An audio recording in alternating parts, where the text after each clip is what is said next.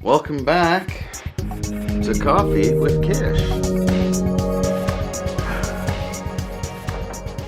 Alright, well, today I'm going to do something a little bit different, but it's going to be the start of a new series, Kish Critiques. And critiques, you say? Aren't you supposed to be kind of a neutral party? Isn't that your premise here, that you're not going to take sides and be pro-Mormon or anti-Mormon? Well, yeah, I mean, that's exactly right. I'm here to geek out about Mormonism. That's what I do. But I also like to think about things, and I like to think about arguments, and I think this is good, right? No matter what someone tries to persuade you, it's good to analyze what they're saying and to think it through for yourself. Now, I'm going to do this both ways. I'm going to be an equal opportunity critiquer, and I use the word critique and my neologism critiquer because I don't want to get into creating bad feelings and making people angry with me because they think I'm coming after them, I'm attacking them. Instead, I want to think about their arguments, and critiques means that I will look at the argument and see, is this something that I agree with? Is this a strategy that works? Is this an argument that works? And sometimes I'll say no. And, this is going to happen with apologists. It's going to happen with the people who are often referred to by the church as the critics. The critics say, and you have to really almost bet that the next word that comes out of the person's mouth or keyboard or pen is going to be something that the church doesn't want you to agree with. And, fair enough. I mean, that's their job. That's what they do. But I'm going to step back and I'm going to ask, okay, does that critique of the criticizers or critiquers, does that work? Are the critics wrong here? At the same time, I'm going to look at things the critics say. All right? I'm going to look at things the critics say, and I'm going to say, or I shouldn't say critics, right? I don't want to pigeonhole people and say, oh, this person is a critic, and that's just their whole personality. I don't like that. I don't like putting people in these categories and looking at everything they do and judging it by that particular category. I think every time that we shortcut intellectually and do that, and I'm as guilty as anybody else, calling the apologists the apologists. Well, these apologists, many of them are scholars, family people, faithful members of the LDS Church. They come from all different walks of life. They have different viewpoints. They don't always agree with each other monolithically. They may not publicly disagree with each other because that would undercut their role as apologists, but that doesn't necessarily mean they agree with each other lockstep.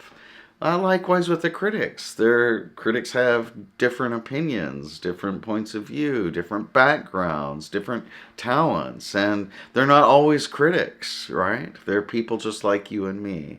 So let's deal with each other as human beings who are different people, and not just attack someone with a two-dimensional caricature of who they are. Have I done this? Of course. I'm as guilty as the next person. I'm not saying I'm not.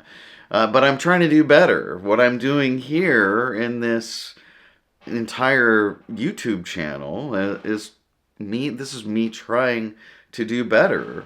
I have a lot of work to do. Lately, it's been more a problem of my attitude in political discussions where I tend to pigeonhole people, treat them in a two-dimensional fashion, and it's just bad. I think we all lose. I lose when I treat people I disagree with on certain issues as though that disagreement represented the whole person, and that they had suddenly become narrow, two-dimensional characters who could be dismissed because their views differed from mine.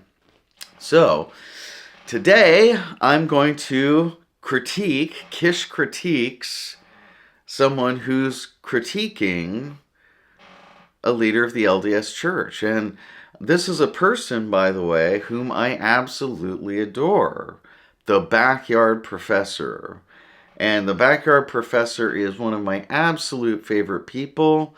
He's a dynamo. He's an amazing autodidact. He's a seeker after mysteries. He's a person whose open mind has taken him on an incredible life's journey, from member of the church and apologist for the church to critic of the church, atheist, now more of like a general, more theistic point of view, but I wouldn't want to pigeonhole him either.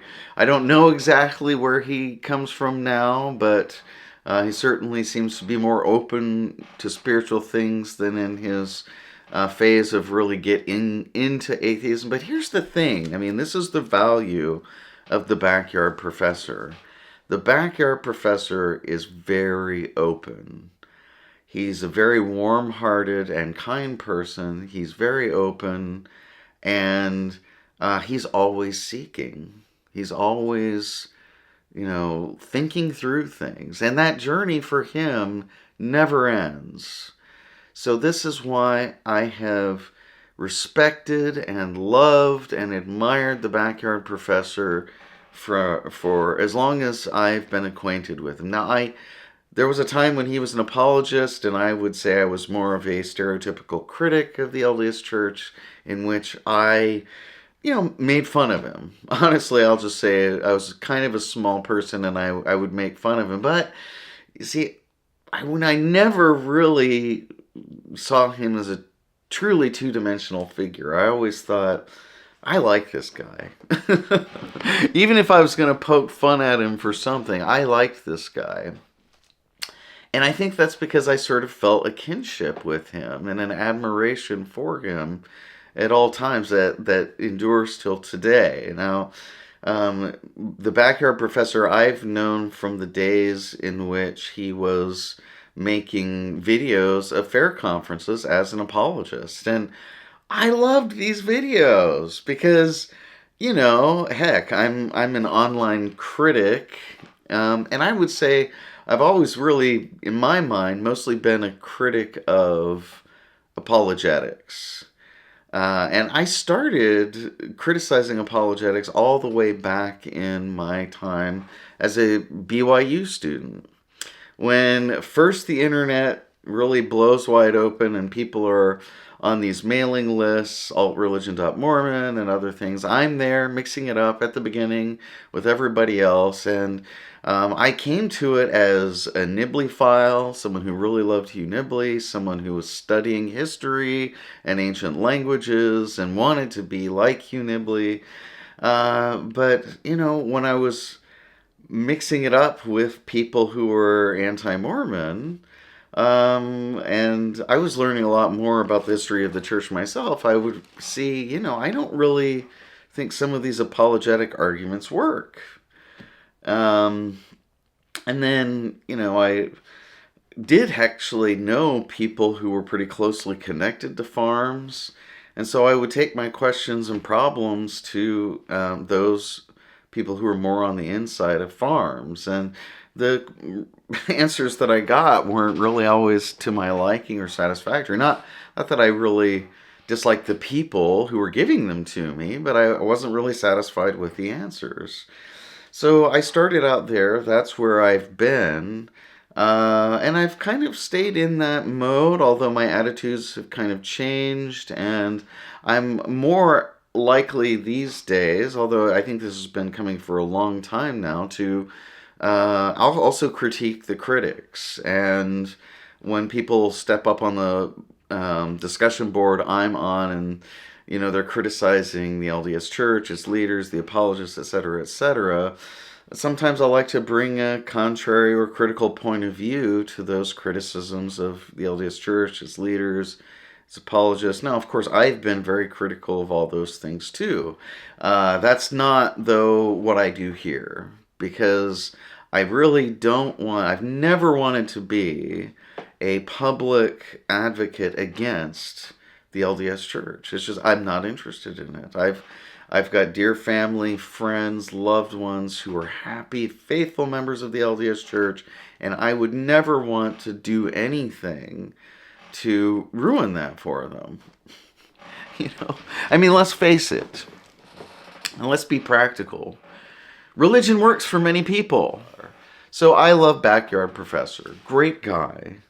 Now, he's got a series that I think is an interesting series. His videos are fantastic, and I highly recommend you subscribe to Backyard Professor, watch his stuff, whether you agree with him or not. He's just a wonderful person.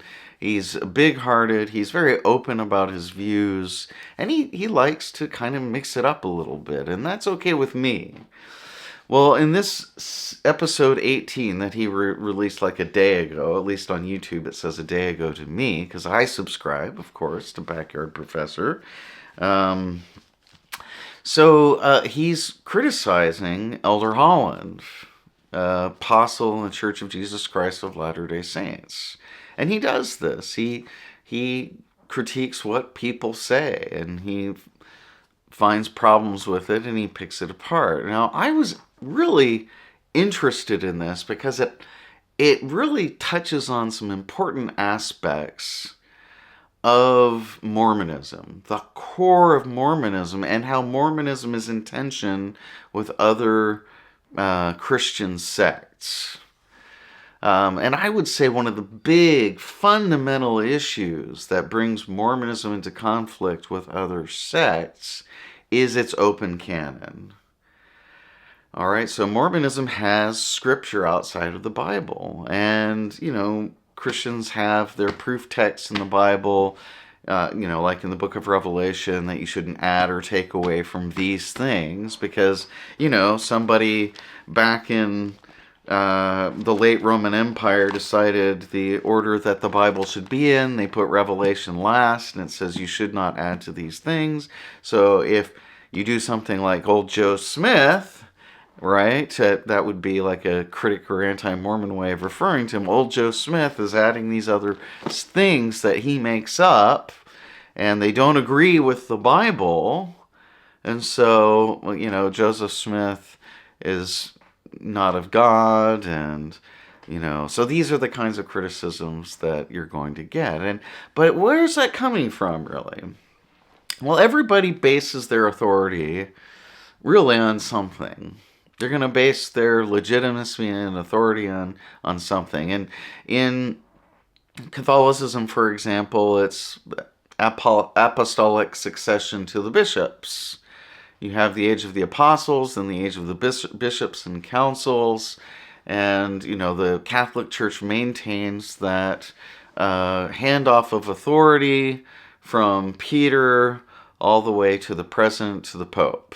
And that's Catholic authority. And Protestant authority, there isn't that narrow sort of priesthood and succession of priesthood from the apostles to the bishops. Instead, it's, grounded in a priesthood of all believers. And so priesthood isn't going to be as important in Protestantism as a result. But what Protestantism is really anchored in is stuff like the Bible, and if you can't find it in the Bible, then it's, you have to stick to the Bible. You have to stick, sola scriptura is the Latin phrase that's used.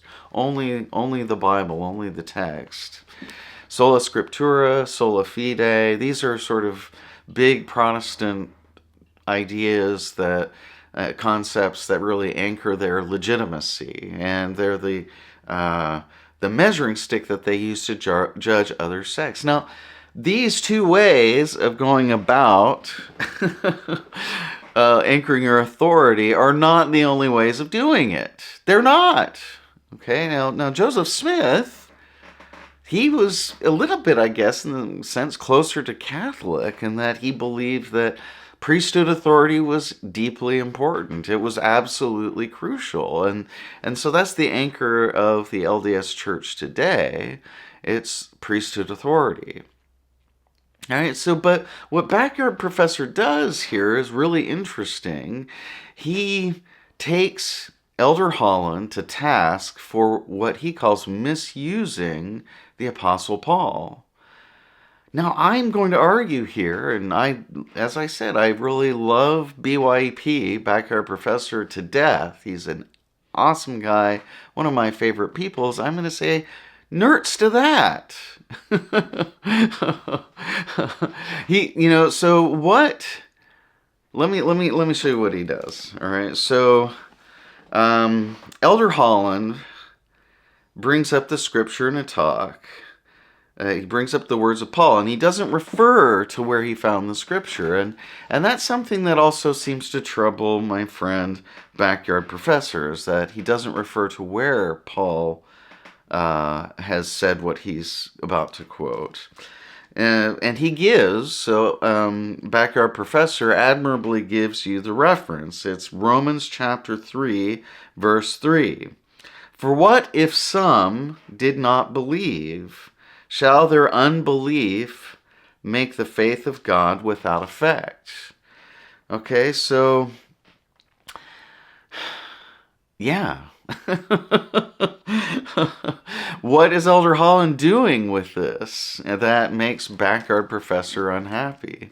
Well, Elder Holland makes this about faith in the gospel of Jesus Christ within the LDS Church, because Elder Holland's concerned about what the leaders of the church consider to be a troubling trend of loss of faith among people who've been in the church their entire lives and families that have been in the church for generations. They're seeing a big exodus from the LDS Church. Now, I don't want to exaggerate it, but I think it's enough for the brethren, the elders, the apostles of the church who feel a responsibility for the salvation of all of the members. That's number one on their list of goals.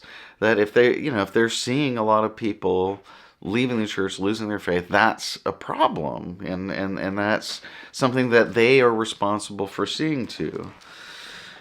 So Elder Holland says, for what if some did not believe?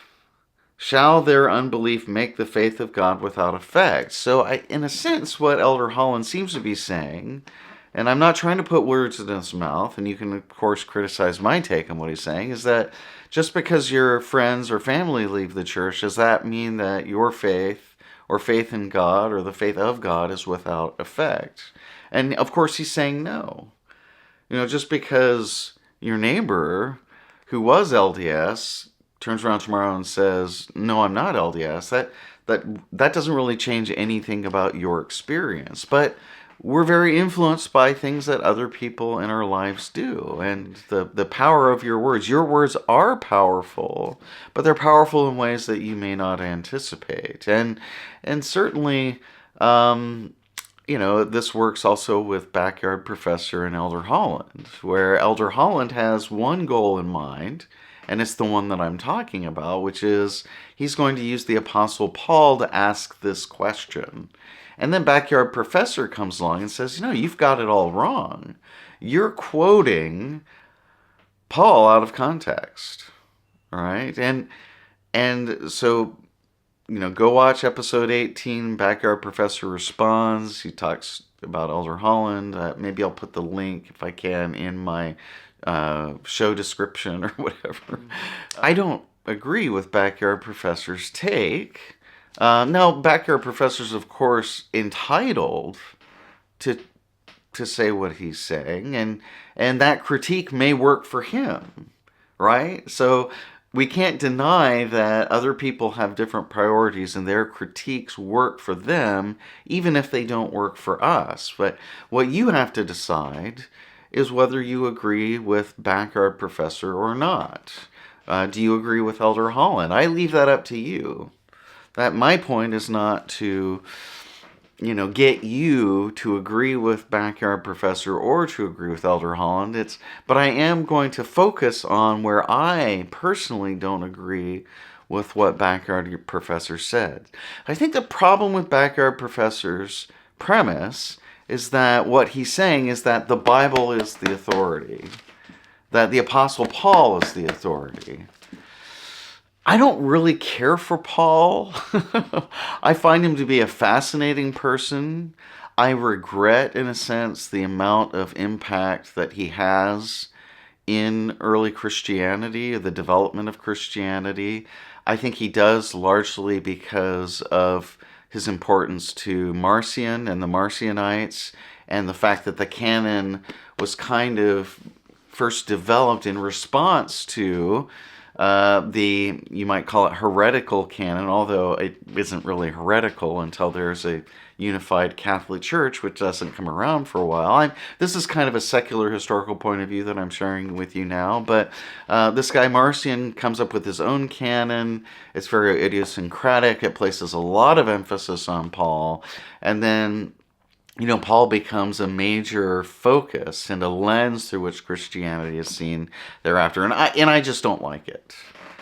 Now, this is going to sound shocking to Christians because Paul's the guy, and really, if you look at the New Testament canon, Paul is the guy, and Paul becomes kind of a lens through which the entire corpus of the New Testament is read, but I don't really care for him. Now, that said, he says a lot of wonderful, interesting, provocative, thoughtful things, and as a historical figure, he's incredibly important, right? But I'm going back to the roots of early Mormonism myself, and picking up on that strain of early Mormonism that was about seekerism. Now, this was a movement in Christianity that was very much alive in Joseph Smith's day and in the generation right before Joseph Smith, like his parents and their siblings. And I'm thinking particularly of the Smith family. Look at Stephen Fleming's work if you want to know more about this, because he's very interested in this problem or issue. And seekers didn't really, prioritize or follow a particular authority. Instead, this was an open search for truth. Now, I may be getting it kind of wrong, but I think this is the spirit of seekerism as it comes into Mormonism, that we don't need to take for granted that there's only a Bible, right? A Bible. We have a Bible and there can be no more Bible. The Book of Mormon criticizes that, right? And then, so I don't follow Backyard Professor in saying, okay, well, an LDS person has to prioritize the Bible, or anyone has to prioritize the Bible, has to prioritize the words of Paul.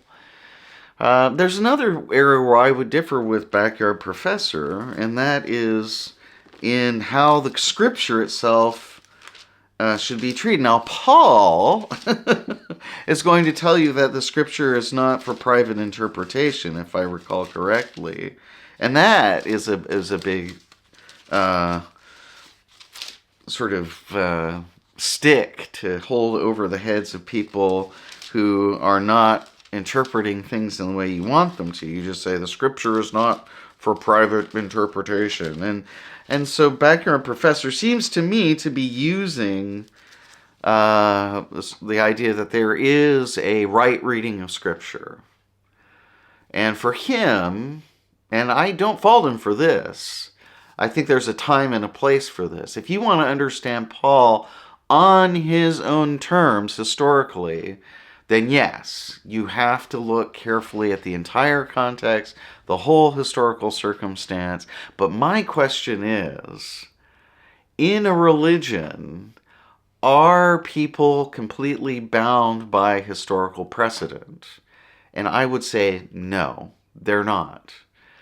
I have different attitudes about how religious groups can use Scripture, if their faith tradition has such a concept of Scripture. But certainly in Christianity, there's a concept of Scripture, that there are these texts of special weight that people go to seek answers, to serve as a sort of measuring stick, but also I think to use as a kind of oracle, to seek revelation through.